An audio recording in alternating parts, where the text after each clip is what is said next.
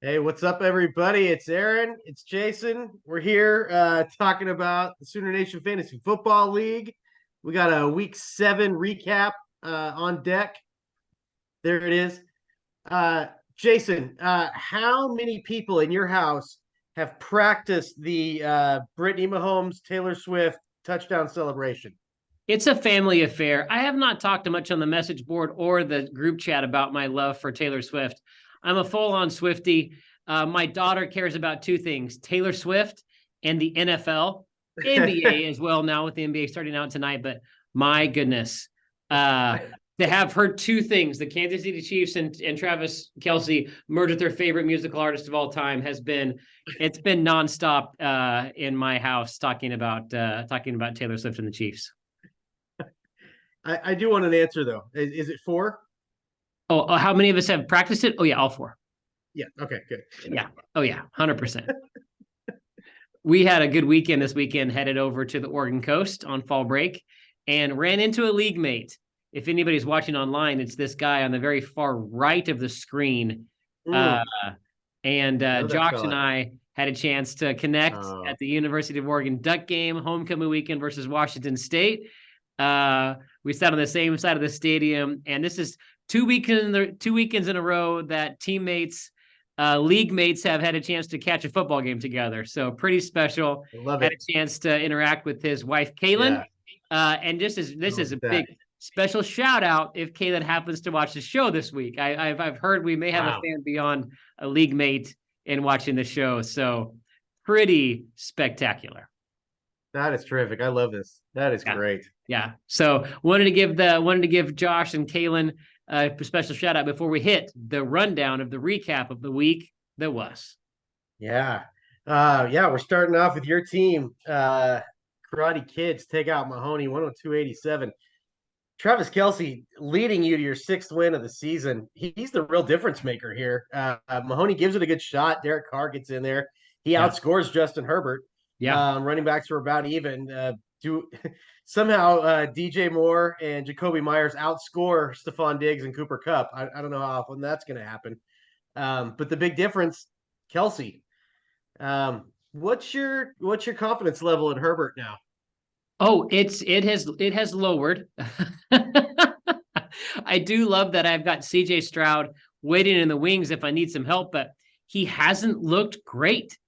And he's missing significant throws. He's had some games that I've had a chance to be able to watch most of the game, and he's missing guys wide open in the end zone. He's got uh Keenan Allen this weekend in the back left corner of the end zone, just wide open, just missed him. Missed a couple of guys wide open last week. It is disconcerting, and I hope he's got some comeback in him. But sitting at 2-4 after the bye, the Chargers don't look good, and Herbert doesn't look great. It can't just be that he misses Mike Williams, but of all the rookie wide receivers, Quentin Johnston has not produced at all as good as Zay Yeah, Flowers has looked. Jordan Addison looks good. Of course, Puka is unstoppable. right. Uh, but man, Yeah, I mean, he's just yeah. even Rashee Rice looks better. I mean, he just has not. I think he had one catch for 20 yards this week, which is his biggest output of any game this season. So, Yeah, they don't I'm trust him concerned. yet. I'm concerned. Do you want to? Do you have any? Do you have anything else on this game? No, I just want to just keep stacking wins and Yeah. preparing for weeks ahead. All right. Well, now let's. We can move on to my humiliation Oh, here. wow. Thursday night I was feeling awesome with like 3 minutes left in the game, Yeah. and then here comes Christian Kirk. What is it with Brandon and guys named Christian? Like, have some diversity. Anyway, 3 minutes left in the game. Here's Trevor Lawrence, Christian Kirk, 44 yards, 21-point swing in Tolkien's favor. Um, Somehow I'm hanging in, feel like maybe it's going to be my day. And then there's this crucial play in the Seahawks game. Geno's in the red zone, throws an interception on the one instead of the touchdown. So there's a 10-point swing. Yeah. Um, I didn't have much hope going into Sunday night. It was Goddard versus Tyreek, which that's a bet you never want to make, but it almost worked. Um, and and I was glad I could root for McCaffrey on Monday night without having this fantasy football hanging over me. Do want to point out I was playing Brandon in both Best Ball League and the Sooner Nation this week, and I beat him in Best Ball. So we tied. I understand that Brandon was texting you a few times during the week about some of his lineup choices. He did have some tough choices with Trevor Lawrence going on Thursday and then not knowing what to do about CMC's health. But CMC, I think it's the stat 16 straight games he scored a touchdown. Yeah, he's unbelievable. I was delighted that he was not in the lineup when I saw Brandon had opted to not play him. But he made a great play. As soon as DK Metcalf was announced as out, Brandon swapped in Jackson Smith-Njigba, which ended up being a fantastic play. So I got to tip my hat. It was good strategy. We had some big dogs on bye this week and just came up short. So yeah, morale's still low, but we're feeling okay. Okay. Yeah, I thought you would feel. It's so interesting when it's your team and your game. You notice every time your player misses a pass or doesn't score a touchdown or has that interception or that fumble, when you're just like, if only just this would have happened. And it seems like the later the games, the more significant it means in your matchup. Although, the stakes. Yeah, it's just. But when Goddard scored first and Tyreek didn't have a lot, and you took that lead on the evening game, it was just like, oh man. I think I texted Brandon just the flex. Yeah. Short-lived. It had to feel good for a moment, but for Brandon to just sneak it out, Brandon's looking good. We'll talk about him in a future game, but let's keep the recap flowing with this blowout. Yeah, Jeff defeats John 135-76. Patrick Mahomes almost outscores the Hellhounds single-handedly. Myles Garrett comes in, sending him way over the top. Najee gets his first touchdown of the season. Pittman chips one in. Easy win for the Rhinos. Hounds are left scratching their head at 1-6. Like Saquon paying dividends. John's bench wide receivers are awesome, but how do you decide which high prestige wide receiver to bench? You got Waddle, you got Olave, but God, Jordan Addison made a statement on Monday night. Like that battle with Charvarius Ward where they're fighting it out. So cool. He's got Josh Downs scoring every week. Drake London almost had a touchdown when he landed on his head. Like, I don't know. We know Mendenhall's got to have some trades in his mind. He's loaded at wide receiver up and down. Tight end seems kind of disappointing for him. Quarterback, he's really, really I don't know. What do you think he's next? What's your prediction? He doesn't have a first round pick, so no incentive not to just try as hard as he can to win. Oh yeah, he'll trade one of those wide receivers for a quarterback. I mean, CJ Stroud looks like the best quarterback in the entire rookie class for sure. But I think that Olave is going to find the bench because he got arrested this week, I believe, is what I saw. And he'll go to the bench. And I mean, Jordan Addison looked amazing. He was a beast. Looked so good. Really I loved the revenge of being able to, lose the interception in the first quarter, come back and take the ball away for that long touchdown. It was awesome. Like poetry. Yeah, it was we'll get to the picks later, but it was a surprising week in the NFL with the outcomes of the games. Led to a pretty exciting week. So this game here, I don't know how much you have to say about it, but I can't wait. I've been waiting. Chad defeats Jeremy 81-64. Mark Andrews was the only romper who deserved to win. But when the opposing quarterback puts up negative points, Mark Andrews is all you need. Matt Stafford, he's okay. Nice game for the on the romper bench down with Kirk Cousins had like 50. Yeah. I went on a drive to El Reno the other night with Coach Long and Coach Logan of the Rhinos. Chad was real discouraged about his team. It's a win, but doesn't inspire a lot of future confidence. I don't know. Jeremy's guys played pretty well outside of Mr. Massage, but Keenan Allen having the floor game. We expect more from him. I know you do with Herbert. Yeah. Man, Kamara and Javante just putting up stats, and then Puka. Gosh. I don't know. Okay, rompers are 4-3, dudes 3-4. Which one do you feel better about moving forward? Oh, that's a really good question. Um, the dude abides Pastor Carr relying on Deshaun Watson. I mean, it's just, I've been Deal with the saying this devil. for 2 years. I mean, the Dancing with the Devil division, I mean, until he gets Deshaun Watson off of his team, this is what he deserves. So I would feel better with two old men like Matthew Stafford and Kirk Cousins leading my Yeah. charge than have to put up with this $280 million noose around their neck. I'm never going to root for them. And I can't believe that they won. What a game. The Cleveland Indy game was wild. That Miles Garrett looked like a superhero out there. It might have been, it might as well have been Thor out there playing against those mortals. When he jumped the line to Yeah, block on the the field goal block. kick, I'm like, no one else is doing this stuff. It was Yeah, like the brotherly shove of the defense. It was like, yeah. who is this guy and why is he doing this? It was now. I have a question. Is he the same guy that ripped off somebody's helmet and bashed their head in with it? Is that the same guy? Yeah. He was the OSU quarterback. I don't think he hit him. Did he hit him with the helmet?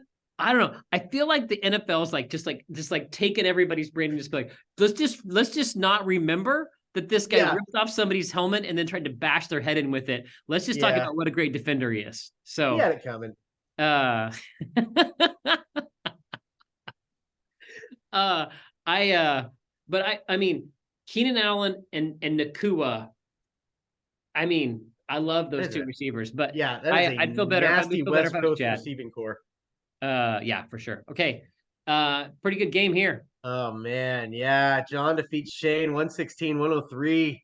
True John gets the first win of the season with the second highest score of the week. And he does it against the defending runner-up with his star rookie running back just chilling out with a tummy ache. I don't know. Jerome Ford looked great. So fast on that TD. And then Lamar Jackson just playing like an MVP. Yeah.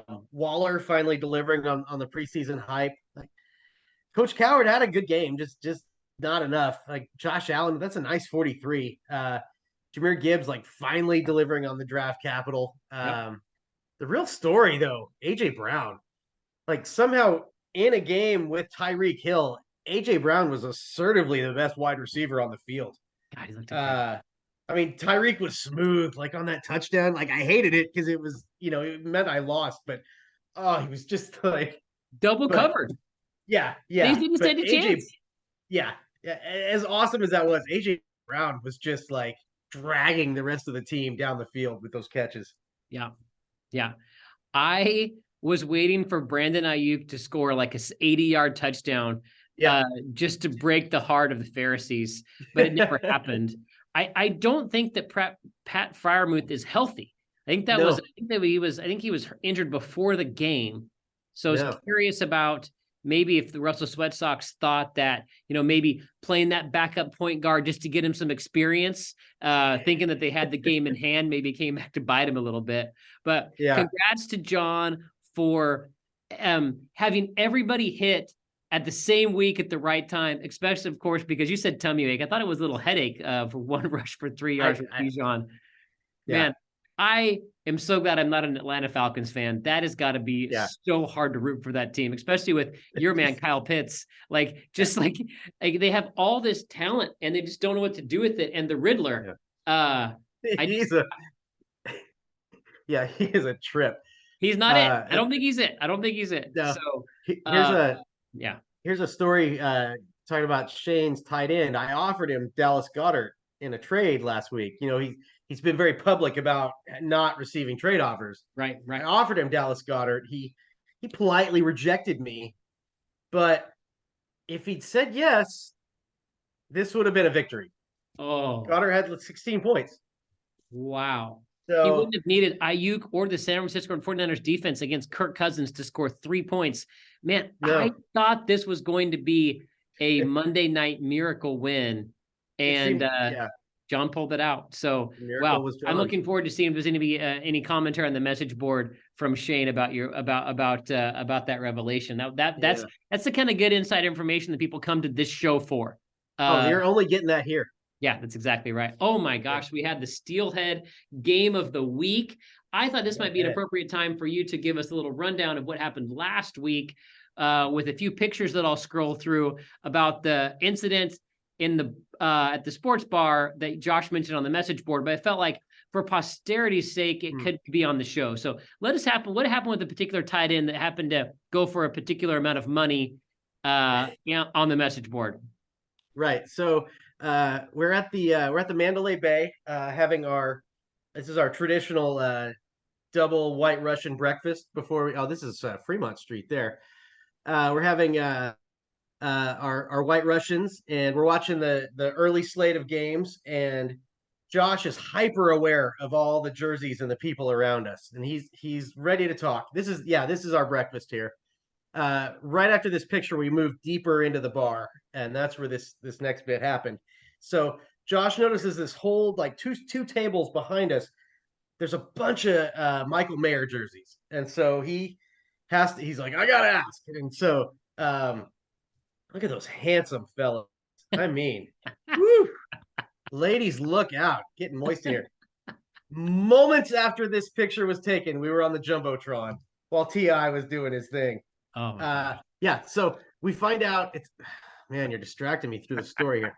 We find out that this is Michael Mayer's sister is sitting next to us at the sports bar. His two cousins are sitting next to us at the sports bar.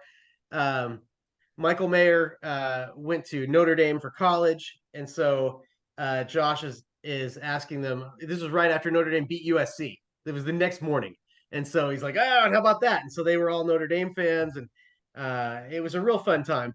And now Josh is lamenting that he has just dropped Michael Mayer. He drafted him. He didn't believe in him, and he cut him loose. And we're watching the game. You saw the shots from the stadium. We're watching it, and Michael Mayer with catch after catch after catch. He there was one drive he got like 3 catches in a row. He just looks like a monster. And Josh, he's a few drinks in now. We're having a great time, and he just proclaims he's spending the rest of his draft capital, the rest of his free agent bucks on Michael Mayer. Like that's it. And so in my head, I'm like, I kind of like Michael Mayer too. Uh, so we get home. I think I had like a $50 bid on him, and then an hour before the auction, for some reason, I was like, Josh is gonna go 100, and so I raised mine to 75 because I thought that would look awesome. Just these two bids out of nowhere, and I really did expect Josh to win that bid. But then, hey, there he was. He's on my team now. And then a few days later, Josh sent me an offer of a draft pick for him, and so we were able to that draft picks are my love language, Jason. So I just couldn't resist. Josh has plenty to lose. He told and it was nothing to him. Yeah, it was nothing. It was like a third. He's like, yeah, what this? yeah. I'll be done drafting by the second round. He told me that Yeah. he was so nervous that Mayer would go off this week and the price would keep going up. That he had to get him as soon as he could. So I love the story. Thanks for telling it on the show. And let's go back to the game of the week. Break down the Ghosts versus the Vipers. Yeah, Jay takes down Josh 106-90. Heading into Sunday night, our game of the week was living up to the hype. As you recall, it was a tight game. Both teams' quarterbacks are facing one another. Tagovailoa against Hurts. Jalen came out with a resounding victory. Did you know that those two guys were college teammates? What? Yeah. Anyway, Jalen comes out with a resounding victory, both on the turf at Lincoln Field and in the SoonerNation matchup. Jay getting it done with Donta Foreman. I mean, what a game. Vegas was not prepared for him, like, turning into Optimus Prime and just rolling through. He was just running like it was free. Foreman outscores both of Josh's running backs, which that's a great game from Etienne, and Foreman still beats him by himself. Yep. Amon-Ra with a decent stat line. That game was chaos. It seemed like they couldn't do anything. Nope. I don't know. I feel like Jay should be feeling great. Like he's already got two more wins than he had all of last season. And now a win versus another top team. This could be a big tiebreaker at the end if they're seeding. I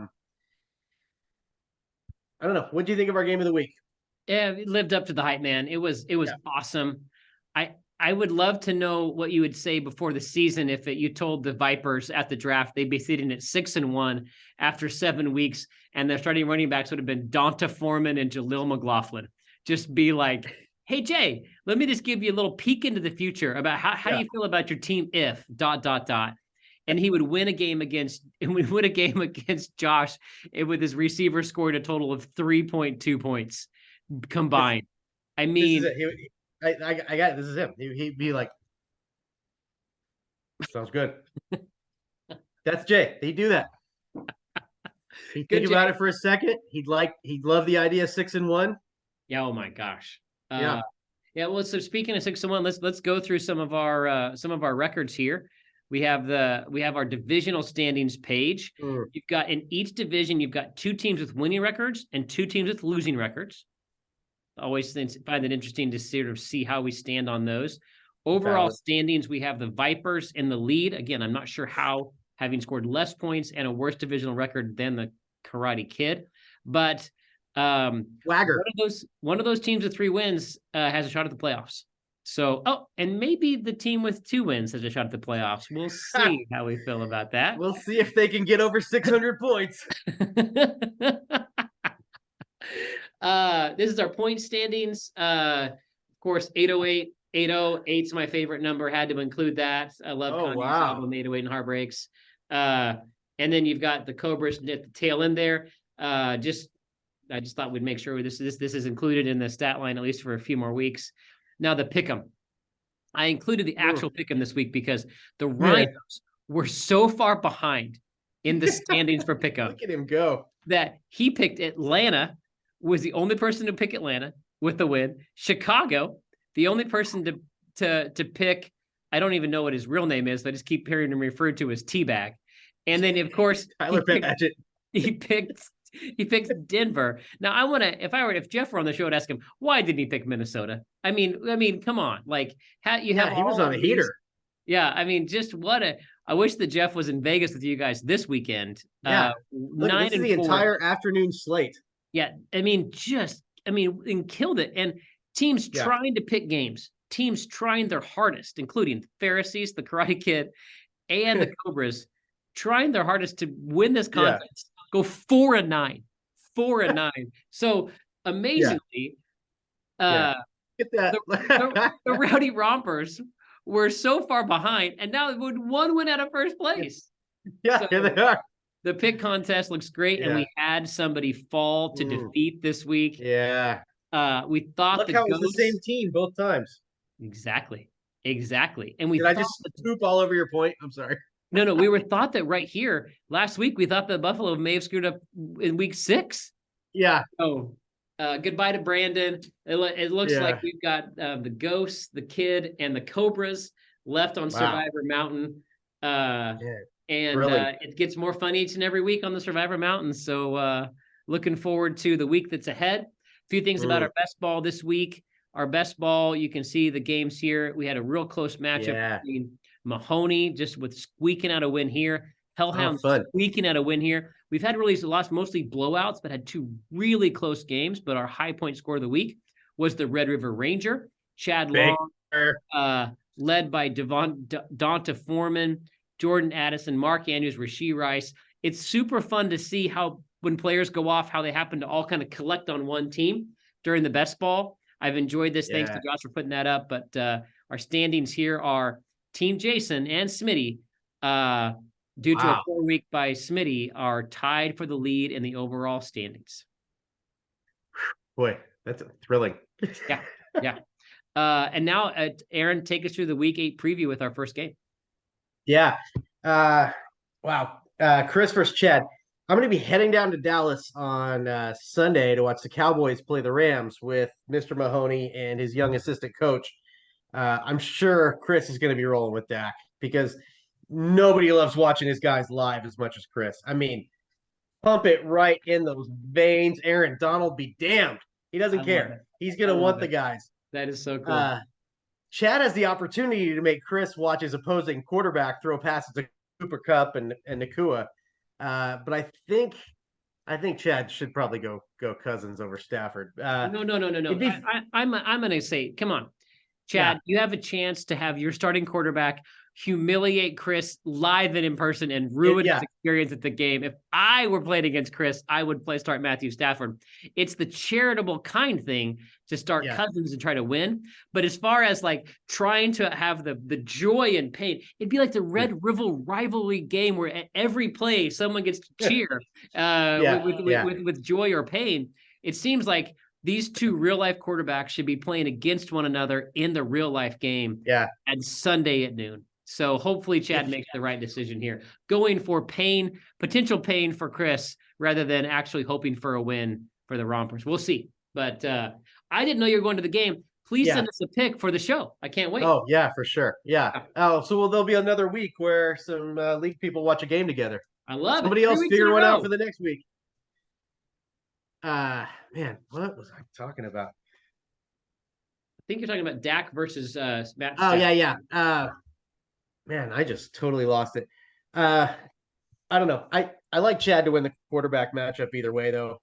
Really, I like Chris at running back. Chad's wide receivers are better on paper, but Chris has the matchup.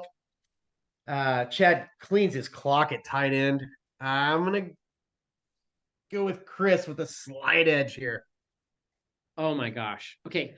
I'm going to take the Rompers, and I'm really hoping you start Stafford because I think it would be amazing to have every single time that somebody dropped back to have just Chris either hoping or rooting for agony. I just think that sounds like an amazing experience, and I'll take the Rompers over Mahoney.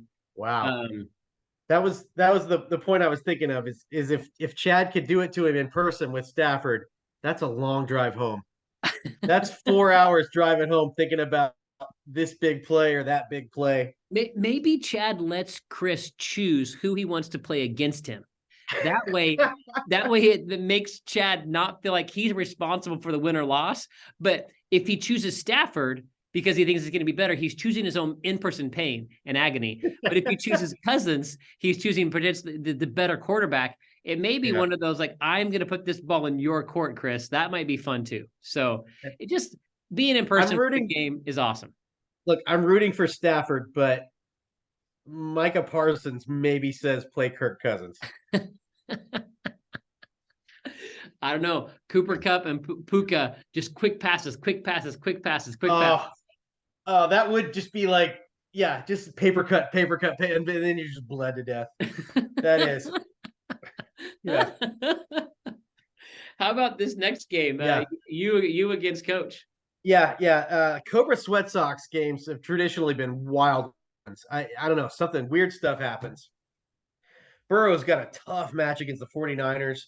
Although Kirk Cousins just carved him up without Justin Jefferson. So still, I got to give the edge there to Josh Allen. Still just a little wary on Burrow, but I think we're ready to just come out. And, the Niners had a really tough game last week, so maybe they'll be a little sore. Bengals coming off the bye. Here we go. DeAndre Swift has been really scary. I still like my edge at running back now. I feel like I got both guys. I feel like they're ready to run. I'm glad I don't have to face Saquon this time for Shane. Thank you for that. Shane's got the edge at wide receiver, although Jamar could rise up and match or beat AJ Brown. He's capable of that. I like the Cobras at tight end. Cobras for the win. Let's go. Oh my goodness. Well, I'm very curious. I thought this was going to be a bounce back week for Josh Allen and the Buffalo. I can't believe they lost to the Pats. This is a mystifying team. I think that the Russell Sweat Sox have more blue chippers, but I do think the reasoning behind Burrow to chase against a very banged up San Francisco team. This to me, we have a different game of the week, but as I looked at all the games, I thought this was going to potentially be close to the game of the week because of the blue chippers involved and the resurgence of, I think all eyes on the game of the week, Cincy at San Fran. I mean, I think that's the actual game of the week in the NFL. I'd be very curious Maybe, about what happens. yeah. I don't know. I'm curious if the Russell Sweat Sox will start a tight end who will play and catch passes. I am taking the Sweat Sox contingent upon they play someone at every position who is going to play an NFL football game. I do think that every 8 players matter. If there's somebody decides that they're too good and only going to start 7 guys, I think that just ends up biting you pretty bad. Yeah. So I'm going to take the Sox, but if Brandon, when it counts up, if a player who's injured starts for the Sox, I want my pick to automatic switch over to the Cobras. A little asterisk on. Okay, that's fair. That's fair. Yeah. Jeff versus Jeremy. Talk about the quarterback. Go talk about the quarterback battle in this one. Yeah. Mahomes on one side versus whatever Jeremy has going on over here is, if David Montgomery can come back, I see Carr with a huge edge at running back, and even if Montgomery's still out, I still think I like Carr's runners a little better. They're throwing the ball to Kamara so much. Yeah. I don't know. I was fully expecting to end this little segment with saying the Rhinos have won 3 in a row and the dude has lost 3 in a row, and I don't see that changing. But I like Jeremy everywhere, but quarterback. I'll take the dude. Oh my gosh, I love it. How am I going with this over the defending champs? I don't know. I'm sorry. Give me some Carr. I'm taking the Rhinos. He's got Adam Thielen back in. Who would have thought 10 years ago we would have been saying that? Yeah. I do love the dude's skill players. He's got to do something at quarterback. Maybe CJ Stroud starts for him this week. You never know. But man, I tell you what, Pat Mahomes is 66 points last week. He's on the road against Denver. They didn't have a lot of points versus Denver the first time. I think that Mahomes, I think Kansas City is, the only team with 1 loss. I believe each division, the NFC and AFC, only has 1 team with 1 loss. Right now, it's Kansas City and the Eagles. And the Kansas City Chiefs, I think they look better every week. I know they had 1 injury at linebacker this week. I think they had one of their linebackers going to have surgery. But man, they just look like they're just getting better and better. So I mean, Nick Bolton is a major loss in the middle for them. Yeah, he is. He's kind of. I've been running their defense, and I'm very disappointed. Nick Bolton's out. That dude's a monster. Yeah, I think they're a great team, and I think they're a great team because of the one guy who happens to wear 15. I'm taking the Rhinos. I can't wait till you take the dude to buys. I like when we're on opposite sides. How about the Dr. Phantasm? You just about convinced me to switch my vote, but all right, we'll just roll with it. Let's go. No asterisks for you. Yeah. I like Lamar versus the Cardinals a little better than Tua versus the division rival Patriots, but I don't know. Unless Bijan's mysterious illness is still an issue, even if he does go crazy, I think the Ghosts are going to clean up at running back and wide receiver here. Man, it took John seven weeks to get the first win. It's going to take a little longer to get number 2. How could anybody? Josh, come on. Yeah, I do love Tua versus Lamar. I would like to. I'll be asking John in the hallway this week. By the way, I'm going to be. This is a backdrop. It's not one of those Zoom backdrops. This is a real backdrop. This is for the Church of the Nazarene, Oklahoma City First Church Edition, Northwest Expressway, 4400 Northwest Expressway. For our annual Fall Fest. This is the David and Goliath background. Oh. And it's happening tomorrow night, Wednesday. I don't know when you watch this, Wednesday, October 25th. Everyone's invited to this annual Fall Fest, walk through the Bible experience. I need to be asking the pastor of that church how he feels about having Lamar Jackson on his team. Is this a roller coaster that he enjoys? I mean, roller coasters are not for everybody. And some people can't stand the kind of up and down. It's got to be exhilarating to be having Lamar Jackson on your team, to never know what you're going to get. I'm also taking Tua Tagovailoa and the Ghost to beat Pastor John. I just like Josh's team and all of his draft picks. And I even though Lamar scored 60 plus, I'm going to make one of those odd predictions where the team of the week, and two of the different podcasts that I listen to. One's What's Right with Nick Wright, as well as the BS Report. Both have been chronicling how the team of the week in the NFL has lost every single week. And the team of the week this week is the Baltimore Ravens. And I'm predicting right now on this little show of ours that the Arizona Cardinals get their second win of the year, their first win against the Cowboys when they were the team of the week, and the second win this year against Lamar Jackson. What is it about the team of the week? As soon as they think they're going to be awesome, they just completely fall down. I will be picking Arizona in the pick'em contest, and I'm going to try to be that elusive, the Brad Moore position, or I think Brad Moore was to pick the home team every game. But when Jeff, I think Jeff tried to pick. I want to talk. If we could have Jeff on the show, maybe need to just a phone call or a lunch. But I wonder if Jeff actually picked the team he thought was going to lose in every game and went 9-4. That may have been the strategy, but I do think that Arizona somehow puts it together and shuts down Lamar Jackson, giving Josh the win. We'll see what happens on Sunday at 3:25. Wow. That was riveting. That was my blood pumping with that. I played a sneaky trick on you earlier when I asked you how you thought John would move forward. You play him this week. You were consulting against yourself, you fool. A little trick or treat early. Look, I mean, it's 1-6 for 6-1. Herbert should clean up against the Bears on Sunday night. I think Purdy bounces back a little. Big edge for the Karate Kids, though. And then Kenneth Walker has just been having a terrific season. Not as terrific as Raheem Mostert.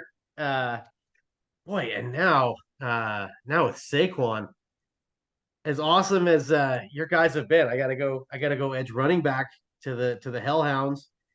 Mendenhall's receivers are sexy. They're super sexy. But there's not any games really where you don't have an edge at wide receiver. I mean, the way Diggs just gets fed and gets open and gets fed and gets open, and Cooper Kupp does the exact same thing. And they're so annoying. I mean, it is so annoying to root against you, Jason. Those two guys, Kupp and Diggs. And then major mismatch with Kelsey against Denver.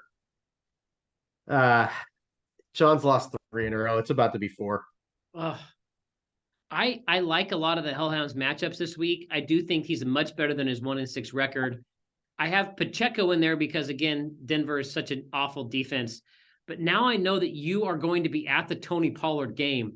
If I might start Pollard over Pacheco, just because if you get to watch live Tony Pollard touchdowns and just have you be in agony at the Cowboy game, that is almost like a more thrilling thing for me to see you so excited for your Cowboys to score a touchdown and then be like, oh, but Smith gets a touchdown with it against the Hellhounds.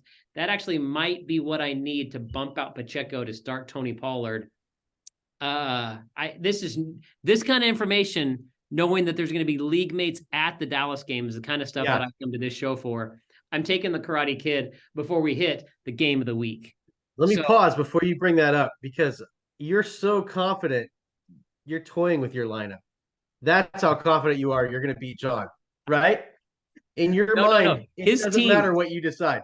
His team looks really good, and I really like his Jets. I feel like in our league, the one huge wild card could be that defense that can score 28 points and just be like, well, had a good game, but he had 30 points from Mostert and 28 points from the Jets, and I couldn't recover from it. So your Eagles are playing Washington. They're on pace for 96 sacks. 96 sacks. They have the best defensive line in football going against the worst offensive line in football. I'm hoping for an 8-sack game for that one just alone. So multiple picks.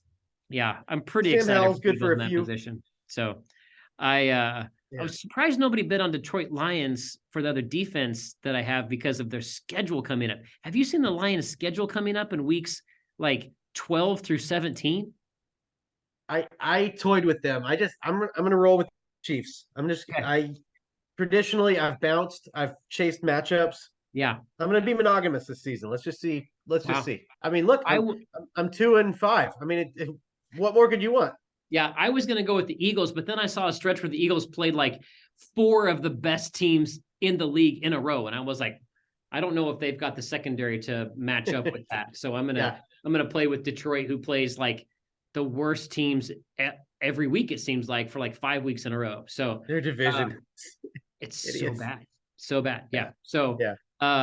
by the way, some of the starting quarterbacks in the league right now are ridiculous. But let's go to the game of the week, because our sponsor this week, I know that I don't know where they're finding this information or how they're finding the show, but a huge shout out to Jude and Jody Furniture. I mean, just these two, and to really invest in us at this time of the show. Oh, look at them. Just so glad that these two men have just decided to sponsor the segment, the game of the week this week. A big shout out to our sponsors, and it's the Vipers versus Jolkin, Tolkien. Brandon White said versus Jay. Break it down, Aaron. Yeah, let's go. Tolkien's won 3 in a row. Vipers have won 4 in a row. Here we go. Game of the week. I think Hurts versus Washington. I think he's gonna outplay Lawrence there. Pitt, Trevor Lawrence got to go against TJ Watt. That's nasty. I don't know. Although, I mean, no, Hurts is crazy. I'm thinking the Washington's line's been okay with Sweat and everybody, but I don't know. The Vipers run game with Derrick Henry and Mixon, like those guys can put up. He didn't have them in. I wrote my notes. He's got Foreman and McLaughlin. He's got a lot of options there. Let me see if that's there's been some late changes in that. Because I like production value. He's got Henry and Mixon in there, buddy. He's got Henry and Mixon. This is an early screenshot. So now, because I kind of like that. I as awesome as Foreman was last week, I like that Mixon and Henry combo. Yeah. Although, man, Brandon's gonna have McCaffrey in there. He does. He has McCaffrey in right now. Sorry for the late ad. This is an early screenshot. Thank you for changing the lineups as early as possible for the show. It really means a lot that a lot of the teams are doing that. So this is my fault. I did this a little earlier than usual. Usually do it right before we record. But yeah, it's Henry and Mixon. And right now, Brandon has Lawrence, Christian McCaffrey, Aaron Jones, Hill, Kirk Hill. And he's going with the Houston kicker. Wow.